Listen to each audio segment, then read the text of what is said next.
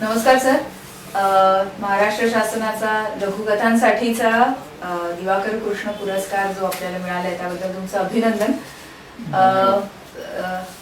पत्रकार प्रकाश जोशी आणि चित्रकार प्रकाश जोशी हे बऱ्याच सगळ्यांना आता परिचयाचे झालेले, पण आजचा हा जो पुस्तकाला कथा संग्रहाला जो पुरस्कार मिळालाय त्यानंतर आता कथालेखक प्रकाश जोशी सगळ्यांना अधिक लक्ष वेधलं जाईल त्याकडे. तर तुम्ही या पत्रकारिता आणि चित्रकारितेनंतर म्हणजे कथांकडे कसे वळलात, तो प्रवास कसा आहे ते आम्हाला जरा सांगा. तसं जर मी बघायला गेलं तर माझा हा जो प्रवास आहे हा बऱ्याच वर्षांपासून सुरू आहे. म्हणजे आता तुम्ही जसं म्हणालात की चित्र म्हणा, चित्रकला घ्या किंवा पत्रकारिता घ्या किंवा कथालेखन घ्या, तर याच्यामध्ये पत्रकारिता ही ठरवून नंतर झाली. म्हणजे माझं कॉलेजचं शिक्षण पूर्ण झाल्यानंतर मग मला लेखनाची आवड होती, म्हणून मग मी पत्रकारितेचा कोर्स केला आणि मग सकाळमध्ये पत्रकारिता जॉईन केली. परंतु कथालेखन जे आहे हे जर तुम्हाला सांगितलं तर आश्चर्य वाटेल की असं ठरवून मी केलं नाही, पण मी शाळेत असल्यापासूनच मला ते आवड होती. म्हणजे एक तर गोष्टी ऐकायची आवड होती, गोष्टी सांगायची आवड होती आणि शाळेत असल्यापासून मी लिहितो. म्हणजे मला असं वाटतं की साधारण 6वीत किंवा 7वीत असेल तर त्यावेळेस किशोर नावाचं एक लहान मुलांचं मासिक होतं, ते मी नेहमी वाचायचो आणि त्या मासिकाची एक त्यांनी कथा स्पर्धा जाहीर केली होती लहान मुलांसाठी. तर त्यावेळेस मला अजून आठवतं, म्हणजे मला आता फक्त टायटल आठवतंय की नेमकी कथा काय ते मी पण आता विसरलोय. तर हब्बू आणि गप्पू नावाची अशी एक छोटी 200-300 शब्दांची एक कथा लिहून पाठवली होती आणि त्या स्पर्धेमध्ये संपादकाने तो त्याचा निकाल लावला. त्याच्यात त्यांनी दिलं होतं की मिळालेल्या सर्व कथा या कथा पारितोषिक देण्याच्या एकही लायकीच्या नाही आहेत, परंतु ज्या आलेल्या आहेत त्याच्यात त्यांनी क्रमवारी लावली होती. आणि त्याच्यात मी त्यावेळेस इगतपूरच्या शाळेत होतो. त्यामुळे माझी ग्रामीण भागात त्यांनी नागरी आणि ग्रामीण भागात 2 दिलं. तर ग्रामीण भागात त्यांनी जी 3 पारितोषिक दिली होती त्याच्यात माझा 3रा नंबर होता. त्यामुळे शाळेत असल्यापासून ती मला आवड होती. म्हणजे पण तसं काही म्हणजे फारसं साहित्याचं वाचन म्हणा किंवा असं काही खूप कोणी सांगणार वगैरे असं कोण नव्हतं, पण हे उपजतच होतं म्हणजे मला. त्यामुळे त्याच्यानंतर मग माझा कथा प्रवास जो आहे तो नंतर थोडंफार मी असं काही लिहित होतो, म्हणजे त्याला काही अर्थ नव्हता, पण लिहिण्याची प्रक्रिया चालू होती. आणि कॉलेजमध्ये गेल्यानंतर मला कॉलेजचं मी त्या कॉलेजमध्ये त्यावेळेस मी सायन्सचा विद्यार्थी, परंतु मला साहित्याची आवड होतीच. म्हणून मग मी त्या वाचनालयात राहून असं काही बघायचो. तर पहिला प्रथम मला सत्यग्रंथ आमच्या हातात पडला तिकडे ते वाचनालयात आणि तो मी साधारण चालला इकडे काय त्याच्यात लिहिलेलं वगैरे. मला असं वाटायला कारण ते सगळं वेगळं होतं. मी तोपर्यंत वाचलेलं म्हणजे आमच्या नगरपालिकेच्या वाचनालयात जी पुस्तकं होती, वि स खांडेकर होते, नासी फडके होते, असे बरेच जे होते ते त्यावेळेस ते सगळं वाचलेलं होतं. परंतु सत्यकथेत जे काही लिहून आलेलं होतं ते सगळं मला नवीन होतं. ते पण ते वाचताना मला असं वाटायचं की मी पण असं काहीतरी लिहू शकतो. आणि लिहू शकतो म्हटल्यानंतर मी काय लिहायचं म्हटलं तर मी आपल्या कागदावरती लिहिले, त्यात सत्यकथेचा पत्ता घेतला आणि एक कथा लिहून पाठवून दिली.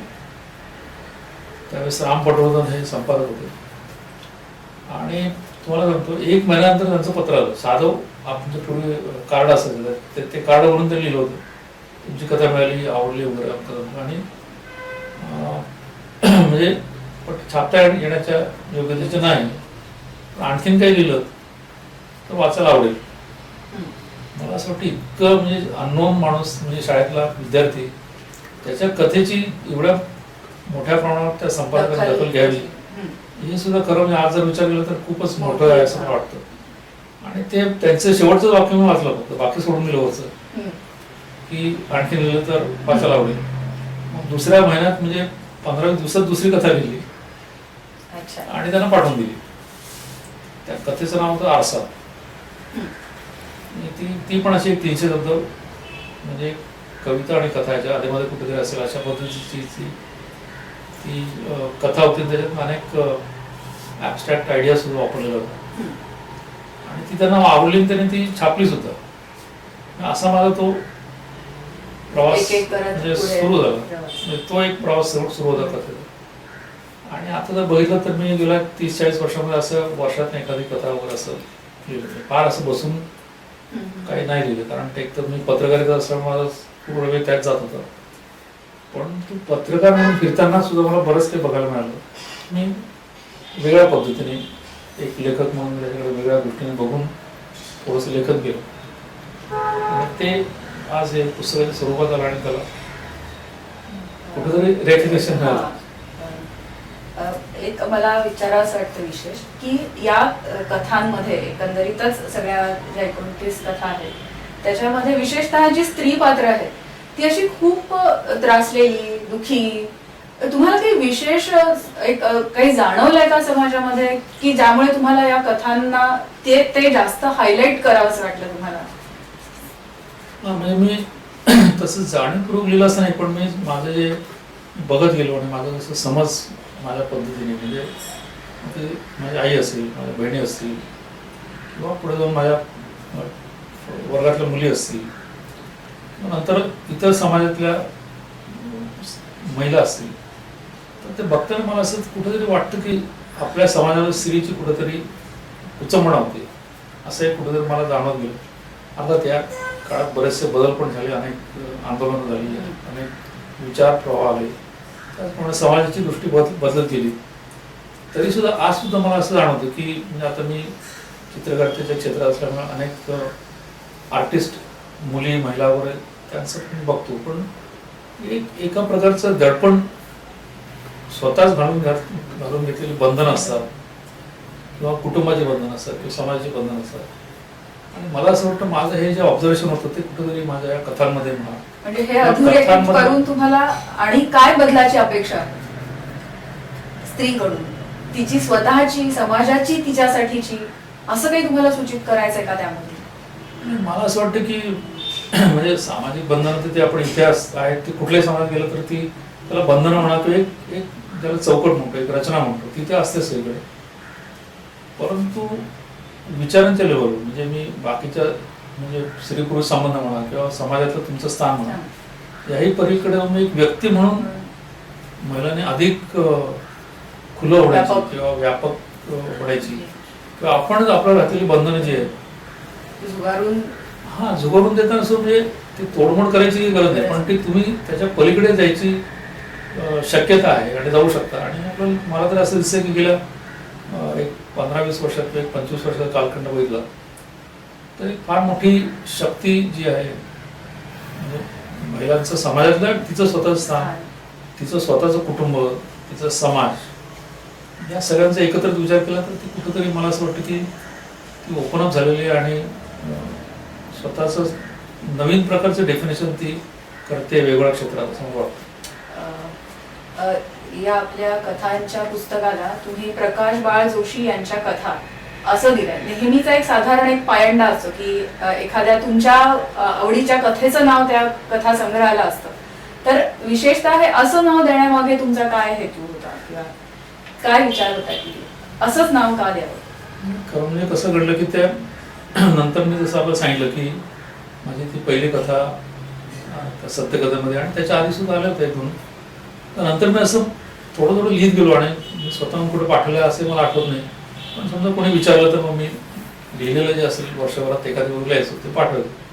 त्यामुळे असं विस्कळीत त्या स्वरूपात त्या सगळ्या कथा इकडे तिकडे पसरलेल्या होत्या, त्यामुळे एकत्र कोणी असं आणलेलं नव्हते, वाचलेलं नव्हतं. तर भाष्य प्रकाशनाचे माझे चांगले मित्र आहेत महेश भारतीय, ते एकदा माझ्या स्टुडिओमध्ये आले होते आणि त्यांच्याबरोबर अर्जुन डांगरे सुद्धा होते. तर त्यांच्या एका पुस्तकासाठी त्यांना कव्हर करायचं होतं आणि माझं एक पेंटिंग त्यांना आवडलं होतं, तर ते पेंटिंग त्या पुस्तकाचं कव्हर करता येईल का अशी आमची चर्चा चालू होती. तर ती चालू असतानाच त्यांना ते मी म्हणजे माझ्या कथा ज्या छापून आलेल्या होत्या त्याची कातरणावर अशी इकडे तिकडे पडलेली होती ती सगळी. ते प्रकाशकाच्या नजरेत त्यांच्या नजरेत पडली आणि त्यांनी ते ताबडतोब ते म्हणाले तुम्ही कथा पण लिहिता का, असं म्हणून ती सगळी प्रोसेस सुरू झाली.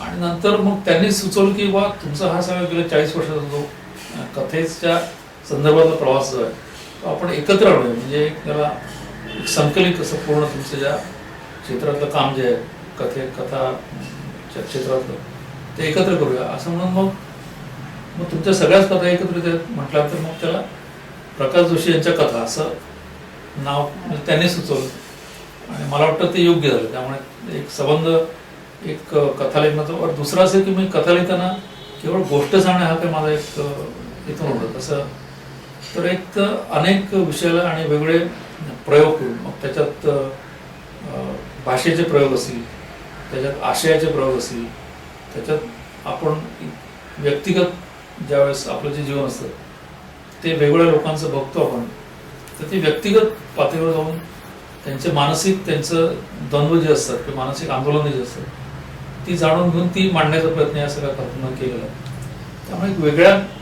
धरतीच्या कथा असं या एकत्र या पुस्तकाच्या रूपानं आलेल्या. ते अक्षरशः कथा तुमच्या वाचताना असं जाणवतं आणि रमून जातो त्या कथांमध्ये. ती एक कथा वाचताना पण या ज्या कथा आहेत ना त्याचा कालखंड जर तुम्ही आधी पण म्हणालात की 1973 ते 2010 असा खूप मोठा काळ आहे आणि त्या काळ जर पाहता तर कथा कमी आहेत. तर ठीक आहे व्यग्रता आहे तुमची म्हणजे पत्रकारितेची म्हणा किंवा चित्रकारिता प्रदर्शन पण मग इतका कालावधी का? याचं कारण असं की मी असं अगदी ठरवून लिहायचं म्हणून असं काही लिहिलं नाही. जोपर्यंत मला सुचत नाही म्हणजे आतून कुठंतरी प्रेरणा नाही होत नाही तोपर्यंत मी लिहिलेलं नाही. आणि आता ह्याच्यातली एक कथा जी आहे ती बोलबोल नावाची कथा आहे. तर ती कथा तर म्हणजे मी कुठला तरी असा ट्रान्समध्ये गेल्यासारख्या अवस्थेत होतो. म्हणजे मी ती लिहायला घेतली तर लिहायला सुरुवात केल्यानंतर मी काय लिहिणार मलाही माहित नव्हतं. म्हणजे गूढ आहे हा म्हणजे ती सुरुवात केल्यानंतर कुणीतरी माझ्याकडनं लिहून घेतली की काय असंच म्हणजे वाटण्या इतकी परिस्थिती होती ती सुरू केली आणि ती संपवली. म्हणजे एका बैठकीत संपवली. एक शब्दाची खोडाकाड म्हणजे झाली ना त्याच्यात. आणि जसं काही कोणीतरी मग आणि ती तशी कथा बघितली तर ती खूप काय म्हणतात त्याला खूप कॉम्प्लिकेटेड आहे ती. मग त्याच्यात अनेक पात्र आहेत, त्याच्यात अनेक त्यांचे संदर्भ आहेत. म्हणजे कुठेही फारसा विचार न करता एकदम ते असं ओघळत्या स्वरूपात ते आलेलं. असं जोपर्यंत मला वाटत नाही तोपर्यंत फारसं लिहिलेलं नाही किंवा कोणीतरी सांगितलं म्हणून लिहा असे झालेलं नाही. त्यामुळे मग माझ्या पद्धतीने मी ते म्हणजे लिहित गेलो आणि मुख्य म्हणजे प्रयोग करत गेलो त्याच्यात. मग ते भाषेच्या संदर्भात असतील किंवा शब्दांच्या संदर्भात असतील. आणि दुसरं मला असं जाणवतं ज्यावेळेस मी या सगळ्या कथांकडे परत एकदा बघतो त्यावेळेस मला असं वाटतं की हा कालखंड मोठा असला तरी शेवटी मी कुठेतरी एक ज्याला शाश्वत मूल्याचा शोध घेण्याचा मी या सगळ्या कथांमध्ये प्रयत्न केलेला आहे. त्यामुळे तो घेत असताना त्या एका पातळीवर एक वेगळ्या पद्धतीचं तुम्हाला जाणीव होईल ती.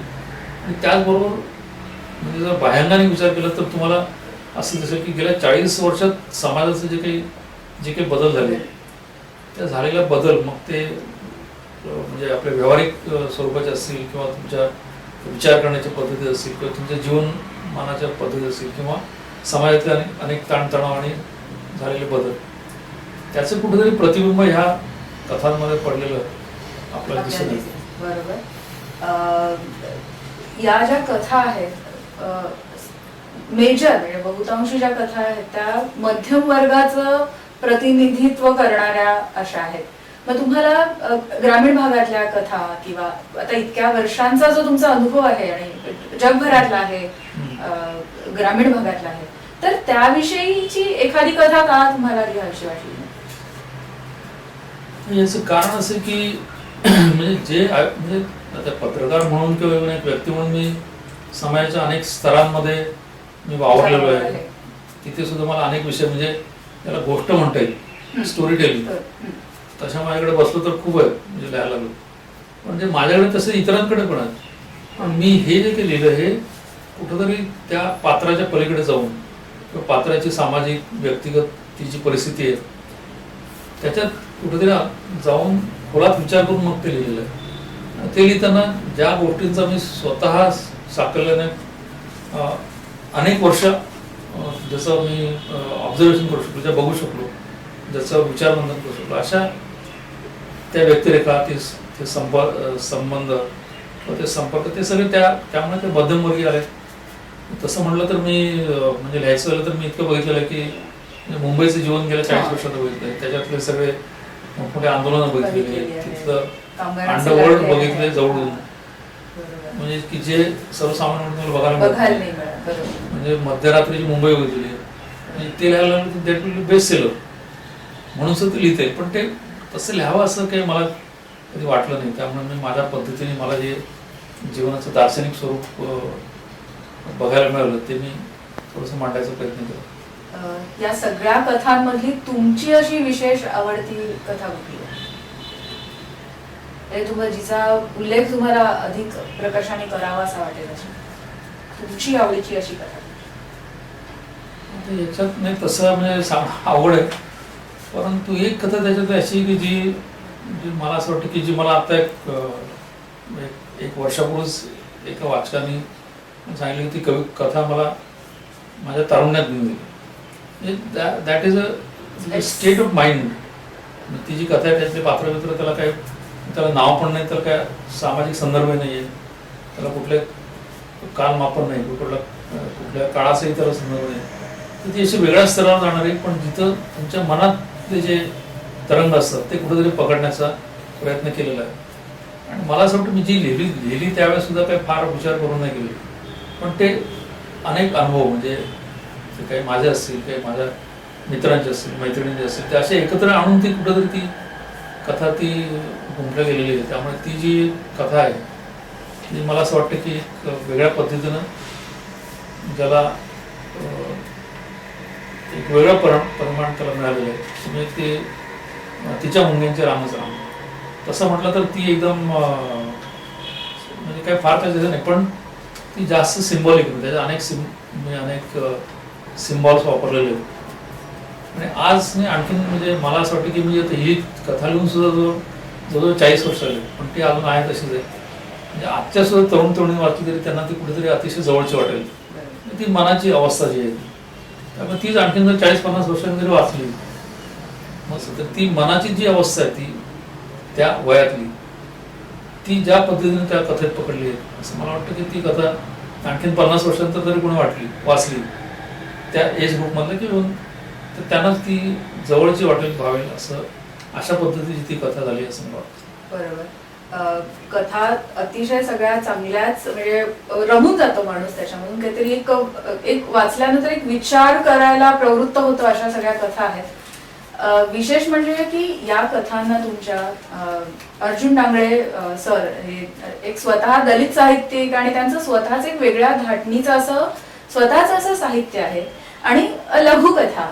मग तुमच्या कथांना प्रस्तावना देण्यापर्यंत कसा झाला हा सगळा प्रवास? म्हणजे खरं म्हणजे अर्जुन डांगळेंनी तसं ह्या कथा सगळ्यात याच्यात म्हणजे वरवर जरी सोपा दिसल्या तरी त्या अवघड कथा आहे म्हणजे समजायला. पुन्हा मागे जाऊन वाचावं लागतं बऱ्याचदा. म्हणजे आपण सहज वाचलं, लाईट रिडिंग असं नाही, म्हणजे ते सहज वाचून हलकं फुलकं आणि मग सोडून दिलं असं नाही. म्हणजे एक तर तुम्ही वाचायला लागलं तर म्हणजे इतकं गुंताल की ते तुम्हाला शेवटपर्यंत केल्याशिवाय तुम्हाला राहणार नाही. आणि ते फार मोठ्या पण नाही, छोट्या आहेत म्हणजे एकदम, परंतु मग ते परत पहिल्यापासून तुम्हाला वाचावं असं वाटेल, कारण तुम्हाला ते नेमकं काय सांगायचं आहे लेखकाला ते तुम्हाला कदाचित पहिल्या रिडिंगमध्ये जाणवणार सुद्धा नाही. तर त्यामुळे त्या कथा तशा छापून आल्या लोकांनी वाचल्यावर सुद्धा, पण तरी तशा एक वेगळ्या पद्धतीने त्या म्हणजे ज्याला म्हटलं की त्यांच्या जागीच राहिल्या. त्याचं फारसं काही मूल्यमापन वगैरे झालं नाही किंवा त्याविषयी काही लिहून द्यायला नाही किंवा मी त्याविषयी फारसं बोललो नाही. परंतु अर्जुन डांगळेंनी ज्यावेळेस या कथा बघितल्या त्यावेळेस त्यांना ते स्वतः अतिशय जाणकार आणि अतिशय संवेदनशील असे व्यक्तिमत्व आहे आणि असे लेखक पण आहेत. म्हणजे 70च्या सुरुवातीला ज्यावेळेस इथं लिटिल मॅगझिन मुवमेंट चालू होती, त्या मुवमेंटचा मी एक भाग होतो. त्या मुवमेंटमध्ये अनेक नवीन लेखकही त्याच्यात सहभागी होते. तर त्या चळवळीतून आलेलं असल्यामुळे अर्जुन डांगळेंना ह्या कथा कशा निर्माण झाल्या असतील किंवा कशा पद्धतीने त्या समोर आल्या त्याचं कुठंतरी भान त्यांना असं वाटतं. त्यांना ते वाचल्यानंतर अतिशय आवडलं आणि मुख्य म्हणजे त्यांनी स्वतः अतिशय आपल्या व्यक्तिगत त्याचप्रमाणे राजकीय जीवनात व्यस्त असताना सुद्धा त्यांनी खूप वेळ देऊन त्या सगळ्या कथा 2-2, 3-3 वाचल्या. त्याच पद्धतीनं मराठी लघुकथेचा त्यांनी अभ्यास आहेच त्यांचा, पण तरी सुद्धा या कथा कुठं बसतात म्हणजे त्या सगळ्याच्या व्हॅल्युएशनमध्ये या दृष्टीने त्यांनी परत एकदा वाचलं. नंतर माझ्याशी आम्ही दोघांनी परत 2-3 वेळा एकमेकाशी संवाद साधला. त्यांनी मला अनेक प्रश्न विचारले लेखक म्हणून. त्याचप्रमाणे प्रकाश जोशी हे व्यक्तिमत्व काय, ते कसं घडलं याचाही त्यांनी एक वेध घेण्याचा प्रयत्न केला आणि असा सगळा अभ्यास करून मग त्यांनी ती प्रस्तावना लिहिली. त्यामुळे मला असं वाटतं की त्यामुळे या कथेचं नेमकं या मराठी कथा काय आहे किंवा अशा पद्धतीच्या कथा यापूर्वी लिहिल्या गेल्या होत्या का, नसतील गेलं तर मग याचं स्वरूप काय किंवा कुठं कशा पद्धतीने याचं आकलन करायला पाहिजे किंवा वाचायला पाहिजे याचं एक सुंदर दिग्दर्शन त्यांनी त्याच्या प्रस्तावनेत केलं. त्यांची प्रस्तावना वाचताना म्हणजे एक समीक्षात्मक आपण पाहायला लागतो, ही दृष्टी पण त्यांनी त्यांच्या प्रस्तावनेमधून वाचकांना नक्कीच दिलेली आहे. आणखी एक या कथासंग्रहाचं वैशिष्ट्य जे आहे ते म्हणजे यामध्ये असलेली चित्र आणि जिथे तुम्ही स्वतः तुम्ही स्वतःची चित्र ती तुमची आहेत, तर कथांना अनुसरून ती चित्र तुम्ही मग काढलेली आहे की तुमची पूर्वीच्या संग्रहातली चित्र त्यामध्ये चपकल बसली, कसं आहे हा यामध्ये? नाही, आता हे अर्जुन डांगरे आणि पार्श्व प्रकाशनचे महेश दोघे चांगले मित्र, तर ज्यावेळेस त्यांनी ठरवलं की याच्यात आपण पुस्तक काढायचं आहे, तर त्यामुळे काढूया का, नक्की काढा. तर त्यावेळेस त्यांनी अशी सूचना केली की तुम्ही आता म्हणजे चित्रकलेत इतका मोठा तुमचा प्रवास झालेला आहे आणि तुम्ही आता आमच्या पुस्तकाचं कव्हर सुरू केलं, तर या कथा म्हणजे थोड्याशा अवघड असल्यामुळे त्या कथा वाचकाला कुठंतरी त्यातलं काय मतितार्थ आहे किंवा कशा पद्धतीने ते वाचलं पाहिजे असं काही सांगणारं जर तुम्ही ज्याला दृश्य स्वरूपामध्ये काही जर तुम्ही चित्र म्हणा, रेखाटन म्हणा किंवा काही पेंटिंग म्हणा असं केलं तर ती एक ॲडिशनल होऊ शकेल. तर मी त्यांना म्हटलं मी विचार करतो आणि प्रयत्न करतो आणि मग साधारण 1 वर्षभर जवळजवळ मी ते सगळं मी स्वतःच कथा परत वाचल्या, परत बघितल्या आणि मग त्यातनं जे काम मला सुचलं ते जे काही कागदावर केलं, काही कॅनव्हासवर केलं आणि ते वापरून मग त्याचं ते जे रेखाटन वगैरे होती ती सगळी पुस्तकात वापरल्यामुळे वेगळं त्याला एक स्वरूप त्या पुस्तकाला प्राप्त झालं. म्हणजे शब्दांच्या बरोबर तिथं रेषा आणि सुद्धा तिथे त्याच्या समावेश त्यांचा झाला, त्यामुळे वाचकाला मला वाटतं एक वेगळा आनंद. बरोबर, असं मला वाटतं एखादंच पुस्तक असं असेल की हा म्हणजे लेखन म्हणजे अशा कथा आणि चित्र दोन्हीची सांगड झालेली असं. या कथा संग्रहातली एक फौजी डिब्बा ही जी कथा आहे ती एक वेगळीच अशी दबंग कॅरेक्टर असल्यासारखं आजच्या जर म्हणावं तर आहे. तर तुम्हाला आजची जी सगळी परिस्थिती आहे बदललेली आणि उद्रेकी अशी आहे, तर ही कथा तर तुम्ही फार आधी लिहिलेली असेल आणि आजच्या काळाला सुद्धा ती कशी लागू आहे बघितलं तर त्याविषयी तुम्ही काय सांगता? नाही, मला असं जाणवत म्हणजे मी पत्रकार म्हणून सगळे फिरत असल्यामुळे मला एक समाजात होणारं जे स्थित्यंतर होतं ते मी जवळून बघत होतो आणि मला असं वाटत होतं की समाजाची वाटचाल ही कुठेतरी वेगळ्या दिशेने चालू आहे की जिथे जी मूल्य व्यवस्था आपण सांभाळली त्याची आणायचा प्रयत्न आपण अनेक वर्ष करत राहतो, तर ती कुठेतरी तो समाजात स्थित्यंतर होतंय आणि कुठेतरी वेगळ्या पद्धतीचं व्यवस्था इकडे उभी होतीये असं मला सारखं कुठेतरी जाणवत होतं आणि ते त्या कथेतनं म्हणजे एक वेगळ्या पद्धतीने ते उभं राहिले होते. म्हणजे तो जो तिथं दाखवलेला आहे तो म्हणजे एक ब्रूट फोर्स म्हणतो आपण, अशी पाशवी शक्ती ती अदृश्य असते पण ती केव्हा केव्हा ती दृश्य स्वरूपात आपण जर बघतो समाजात सुद्धा दिसून येते. त्याचं कुठेतरी प्रतिबिंब त्या फौजी डिब्बा या गोष्टीमध्ये. सर, या आपल्या कथा संग्रहाला अर्जुन डांगरे सारख्या साहित्यिकाची की जे दलित साहित्यिक म्हणून त्यांचं स्वतःचं एक वेगळ्या धाटणीचं असं साहित्य आहे आणि या लघुकथा आणि त्याही वेगळ्या वाटेवरच्या वेगळ्या विचारांच्या, आणि तर त्यांना या कथा संग्रहाला प्रस्तावना देण्यामागे म्हणजे कसं ते वळाले याकडे प्रस्तावना देण्यासाठी आणि त्याबद्दल तुम्ही काय सांगाल? कारण असं की त्यांनी जो पहिल्यांदा तशा कथा त्यांनी माझ्या वाचलेल्या नव्हत्या. त्यांना मी लिहितो वगैरे माहिती होतं, पत्रकार म्हणून आमची बऱ्याच वर्षापासून संपर्क होता आणि तसं कसं आहे की प्रस्तावना लिहायची म्हटल्यानंतर पूर्ण वाचायला लागतं आणि त्यांचं वाचताना त्यांच्या असं लक्षात आलं, सुरुवातीचं मी एक पहिलं जे वाचन केलं त्यानंतर त्यांच्या असं लक्षात आलं की ह्या वेगळ्या प्रकारच्या कथा आहेत. म्हणजे अशा पद्धतीच्या कथा फारशा आपल्याला दिसून येत नाही. त्यामुळे त्यांनी जास्त त्याच्यामध्ये अभ्यास करून ते वाचून माझ्याशी संपर्क साधून आणि माझ्याबरोबर त्याच्याविषयी चर्चा करून मग त्यांनी लिहिलं. तर मला असं वाटतं की त्यांना आणि मग त्यामुळे त्या कथांना कुठल्या तरी एका साच्यात बसवता येईल अशा पद्धतीच्या कथा नाहीत. म्हणजे त्या गुढे नाहीत किंवा साध्या सोप्या नाहीत, सरळे नाहीत किंवा ज्याचं वेगवेगळं क्लासिफिकेशन करतात कथेचं, तर असं कुठल्याच एका साच्यात त्या बसणारा नाही आहे हे त्यांच्या लक्षानंतर मग त्यांनी त्या पद्धतीने लिहिलं आणि त्या पद्धतीने मांडलं. आणि त्यांनी ज्या पद्धतीने त्याचं प्रस्तावना लिहिली तर पुस्तकाचं ज्यावेळेस प्रकाशन झालं तर त्यावेळेस सुद्धा अशाच प्रकारचं त्यांनी जे त्यांचं मत व्यक्त केलं होतं तेव्हा या ज्या सगळ्या कथा आहेत म्हणजे त्याला असं स्थळ काळाचं असं काही बंधन किंवा मर्यादा अशा दिसत नाही. तर त्याबद्दल तुम्ही आणखी तुम्हाला काही सांगायचं? या ज्या कथा आहेत त्या मानवी मनाचा वेध घेण्याच्या संदर्भातल्या आहेत. म्हणजे त्याचा मी एक प्रयत्न केलेला आहे वेगवेगळ्या पद्धतीने.